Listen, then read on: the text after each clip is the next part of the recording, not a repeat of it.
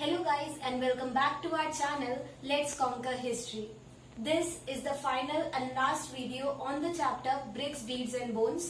अगर अभी तक आपने पार्ट 1, पार्ट 2, पार्ट 3 और पार्ट 4 नहीं चेकआउट करा है, then the link is provided in the description. Please go and check it out.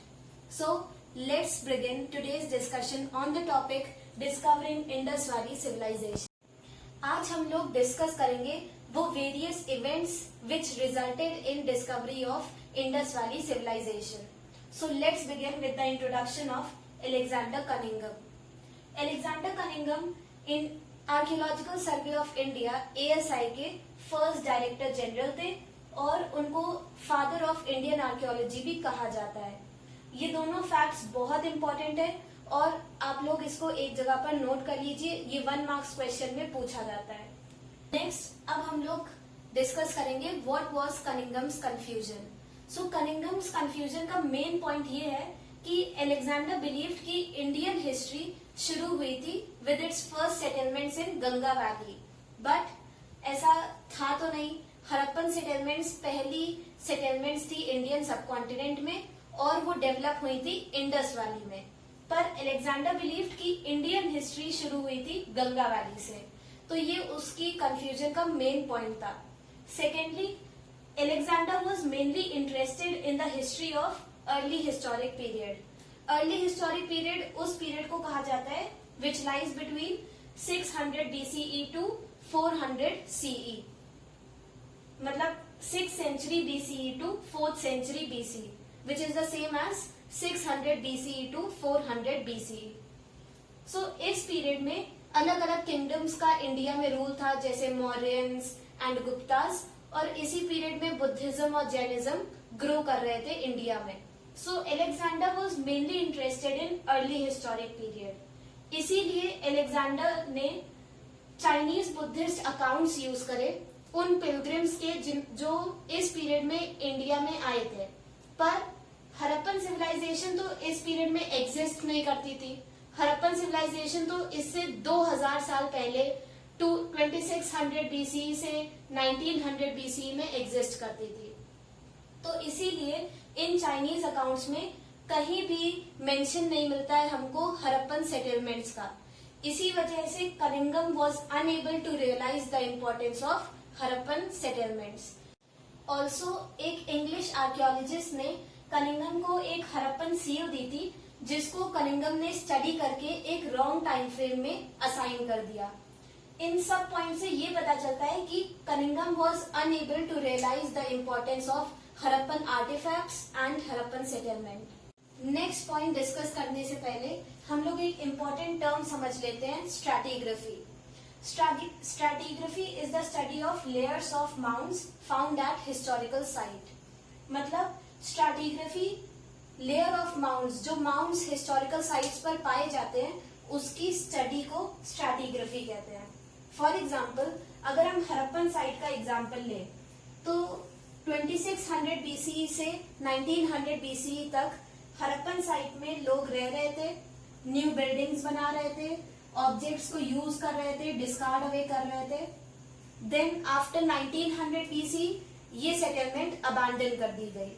So by natural actions जैसे विंड इरोजन, वाटर एक्टिविटीज, इस जगह पर सॉइल की एक लेयर जम गई, डिपॉजिट हो गई, और ये सब जो ऑब्जेक्ट्स थे और आर्किटेक्चर था, जो स्ट्रक्चर्स बनाए गए थे, वो सब उस सॉइल के अंदर दब गए, बरेड हो गए.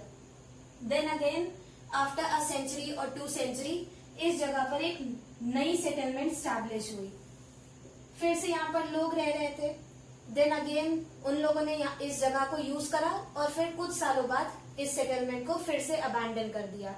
फिर से नेचुरल एक्शन से यहाँ पर एक और लेयर ऑफ सॉइल जम गई, जिसमें उस सिविलाइजेशन के, उस सेटलमेंट के ऑब्जेक्ट्स बरेड थे. सो इस प्रोसेस से टाइम के साथ हर हिस्टोरिकल साइट पर माउंट जम जाता है, जिसमें ऑब्जेक्ट्स और आर्टिफैक्ट सब बरेड होते हैं.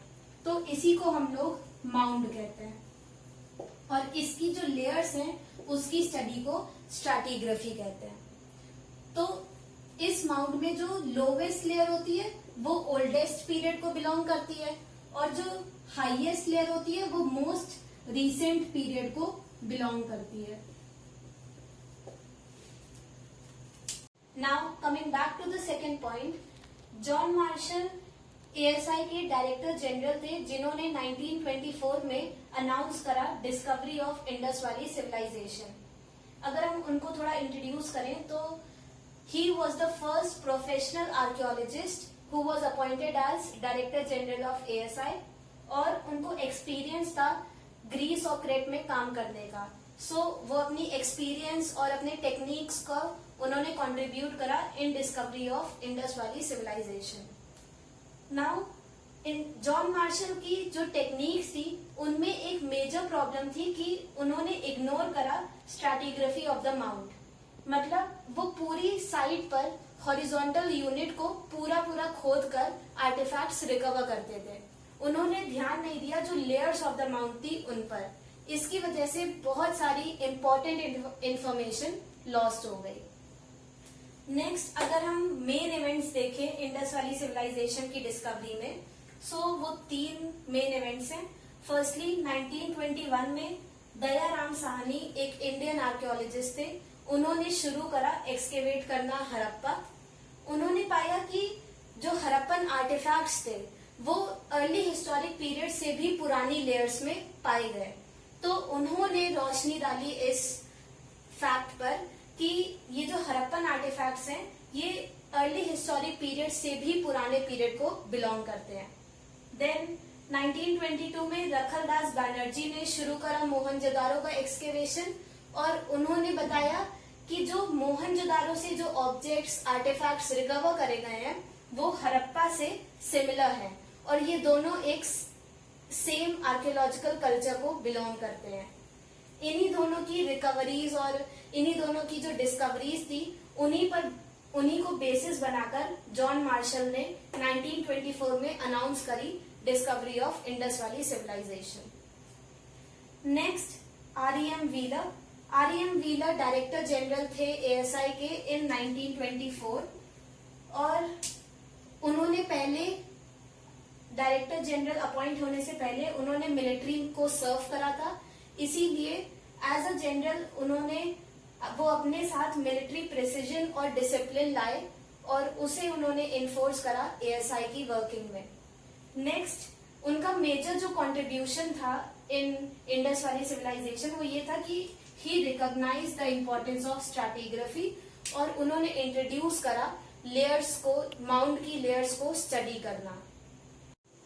देन आफ्टर आरईएम व्हीलर इन 1947 इंडिया इंडिपेंडेंट हो गई थी, और इंडिया को डिवाइड कर दिया गया था, ब्रिटिश इंडिया को इंडिया और पाकिस्तान में। सो आफ्टर पार्टीशन जो मेजर हड़प्पन साइट्स थी वो ज्यादातर पाकिस्तान में चली गई, और इंडिया में कुछ ही हड़प्पन साइट्स बची थी। But later on Indian archaeologist ने स्टडी करा और एक्सकेवेट करी साइट्स, तो अभी हमें बहुत सारी हड़प्पन साइट्स इंडिया में भी मिलती हैं, जैसे Lothal, Kalibangan, Rakhigarhi, Banawali, Dholavira etcetera. Modern times में इंडियन आर्कियोलॉजिस्ट के साथ साथ फॉरेन आर्कियोलॉजिस्ट भी इन साइट्स को एक्सकेवेट कर रहे हैं और यहाँ पे आर्टिफैक्ट्स को स्टडी कर रहे हैं। Now we will discuss the last topic of this video, problems of piecing together past. इसमें हम डिस्कस करेंगे कि आर्कियोलॉजिस्ट कौन कौन सी प्रॉब्लम्स फेस करते हैं व्हाइल रिकंस्ट्रक्टिंग हड़प्पन लाइफ। तो इसके 2 सब टॉपिक्स हैं। पहला क्लासिफाइंग फाइंड्स, इसमें हम डिस्कस करेंगे कि आर्कियोलॉजिस्ट कौन कौन से बेसिस पर आर्टिफैक्ट्स को क्लासिफाई करते हैं, डिवाइड करते हैं। तो पहला फैक्टर है रॉ मटेरियल, कि कौन से रॉ मटेरियल से आर्टिफैक्ट बनाए गए हैं। For example whether the artifact is made up of stone और क्ले और मेटल और बोन और ivory, what is the raw material used to make the artifact. Next, function, कि उस आर्टिफैक्ट का क्या यूज किया जाता था, कि whether the artifact was used as a tool or as a ornament or for ritual use. Artifacts का function जानने के लिए आर्कियोलॉजिस्ट 3 स्ट्रैटेजीज यूज करते हैं। First, resemblance with present day objects, कि जो आर्टिफैक्ट्स फाइंड किए जा रहे हैं वो क्या प्रेजेंट डे ऑब्जेक्ट से सिमिलर हैं, क्या उन्हें रिजेंबल करते हैं। तो जो प्रेजेंट डे ऑब्जेक्ट्स जिस तरीके से यूज करे जाते होंगे उसी तरीके से उन आर्टिफैक्ट्स को यूज करा जाता होगा। फॉर एग्जाम्पल, जिस तरीके से पॉट्स, बीड्स प्रेजेंट डे में यूज करे जाते हैं, वैसे ही हड़प्पन पॉट्स को भी एज अ कंटेनर यूज किया जाता होगा और हड़प्पन बीड्स को यूज किया जाता होगा ऑर्नामेंट्स बनाने के लिए। Next, place where the artifact was found, कि किस जगह पर आर्टिफैक्ट मिला तो उसी के हिसाब से उसका यूज किया जाता होगा। Whether the artifact was found in a house और इन अ ग्रेव और in a drain. Next strategy है आर्कियोलॉजिस्ट यूज इनडायरेक्ट एविडेंसेस। जैसे दो हमको कॉटन के ट्रेसेस मिलते हैं हड़प्पन सेटलमेंट में, पर आर्कियोलॉजिस्ट क्लोथिंग स्टाइल को समझने के लिए वो लोग स्कल्पचर्स और फिगरीन्स का यूज करते हैं। So they use an indirect evidence to understand the Harappan life. हमारा नेक्स्ट सब टॉपिक है प्रॉब्लम्स ऑफ इंटरप्रिटेशन। इसमें हम पढ़ेंगे कि आर्कियोलॉजिस्ट कौन कौन सी प्रॉब्लम्स फेस करते हैं while reconstructing Harappan religious practices.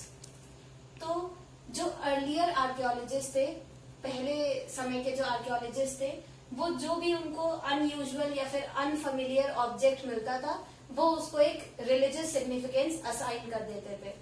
For example, हम लोगों को बहुत सारे साइट से, हड़प्पन साइट से हमको हेविली ज्वेल्ड विमेन फिगर्स मिलते हैं जिनको आर्कियोलॉजिस्ट ने मदर गॉडेस का नाम दे दिया है। उनका मानना है कि हड़प्पन्स इस फिगर को वर्शिप करते थे। सिमिलरली हमको प्रीस्ट किंग के भी फिगर्स मिलते हैं जिनको आर्कियोलॉजिस्ट का मानना है कि वो या तो किसी गॉड को रिप्रेजेंट करते थे या फिर किसी अथॉरिटी को रिप्रेजेंट करते थे। देन बहुत सारे स्ट्रक्चर्स हैं ऐसे आर्किटेक्चरल स्ट्रक्चर्स जिनका प्रॉपर यूज आर्कियोलॉजिस्ट अभी तक नहीं समझ पाए हैं, इसीलिए उन्होंने इसको भी रिलीजियस सिग्निफिकेंस असाइन कर दी है। जैसे great bath and fire alters.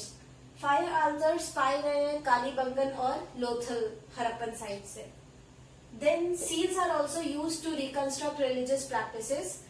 हम लोग पढ़ चुके हैं कि सील्स के सरफेस पर कार्विंग्स और ह्यूमन फिगर्स बनाए जाते थे। तो इन कार्विंग्स और पैटर्न्स को स्टडी करके आर्कियोलॉजिस्ट रिलीजियस प्रैक्टिसेस को रिकंस्ट्रक्ट करते हैं। For example, many seals had ritual scenes, then many seals had plant motifs, मतलब प्लांट स्ट्रक्चर्स बने हुए थे जो इंडिकेट करता है कि नेचर वर्शिप प्रैक्टिस करते थे Harappans. And there are many seals which have a yogic and a cross legged figure. तो इसको आर्कियोलॉजिस्ट ने प्रोटो शिवा सील नाम दिया है। प्रोटो शिवा का मतलब है एक early form of Shiva. Shiva is a Hindu God. So proto Shiva seal में एक योगिक फिगर, एक क्रॉस लेग्ड योगिक फिगर बनाया गया है और आर्कियोलॉजिस्ट का मानना है कि ये जो योगिक फिगर है ये शिवा का एक अर्ली फॉर्म है और हड़प्पन्स इस फिगर को वर्शिप करते थे। सिमिलरली हमको बहुत सारी साइट से पशुपति सील मिलती है जिसमें एक योगिक फिगर है बीच में और he is surrounded by animals. तो इसको भी आर्कियोलॉजिस्ट ने एक अर्ली फॉर्म ऑफ शिवा बताया है। And last, conical stone objects have been found which have been classified as lingas. Lingas is a polished stone object which is worshipped as a symbol of Shiva in Hinduism. So archaeologists का मानना है कि ये जो conical stone objects थे ये भी एक early form of लिंग थे जिसको हड़प्पन्स worship करते थे as a symbol of Shiva. But हमें ये ध्यान रखना चाहिए कि इन स्टेटमेंट्स को सपोर्ट करने के लिए आर्कियोलॉजिस्ट को कोई कॉन्क्रीट एविडेंसेस नहीं मिलते हैं। देखिए, हड़प्पन सिविलाइजेशन में हड़प्पन स्क्रिप्ट अभी तक डेसिफर नहीं करी गई है। जो भी हम लोग रिकंस्ट्रक्ट करते हैं हड़प्पन लाइफ वो बेस्ड है मटेरियल एविडेंसेस पर जो आर्टिफैक्ट्स आर्कियोलॉजिस्ट ने रिकवर करे हैं। पर उन मटेरियल एविडेंसेस, उन आर्टिफैक्ट्स का यूज समझने के लिए आर्कियोलॉजिस्ट प्रेजेंट टाइम्स पर डिपेंड करते हैं। Specially while reconstructing religious practices, तब आर्कियोलॉजिस्ट मेनली डिपेंड करते हैं प्रेजेंट टाइम्स की रिलीजियस प्रैक्टिसेस पर। देखिए, To reconstruct religious practices, archaeologists move from present to past, from known to unknown. Archaeologist mainly जो प्रेजेंट टाइम्स की रिलीजियस प्रैक्टिसेस हैं उन्हें समझते हैं and then they interpret the ancient religious practices. इसीलिए बहुत सारे ऐसे इंस्टेंसेस होते हैं जब due to lack of concrete evidences archaeologist के बीच में ही कॉन्फ्लिक्टिंग व्यूज आ जाते हैं. फॉर एग्जाम्पल, अगर हम प्रोटोशिवा सील की बात करें, सो प्रोटोशिवा सील में जो योगिक फिगर बना हुआ है उसका कुछ आर्कियोलॉजिस्ट का मानना है कि वो किसी गॉड का फिगर नहीं है बल्कि एक शमन का फिगर है.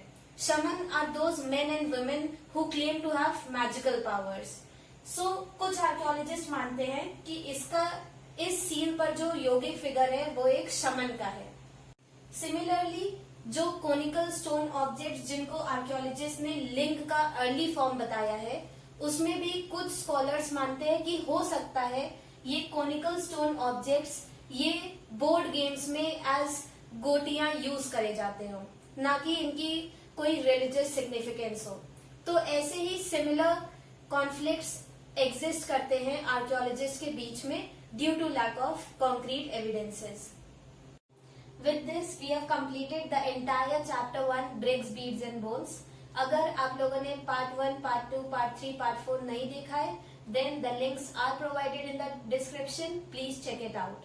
Friends, now I'll give you a practice question जिसका आंसर आप लोग खुद फिगर आउट करिए और अगर कोई कंफ्यूजन हो then you can check out the ideal answer on this video in the comment section.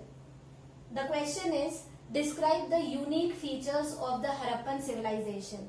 ये 8 मार्क्स का क्वेश्चन है और इसमें आप लोगों को 4 पेजेस लिखने हैं. With this, we have come to the end of the chapter. If you all found my videos helpful and liked it, then don't forget to like, share and subscribe my channel. The next chapter will be explained in videos coming soon. Till then, bye bye.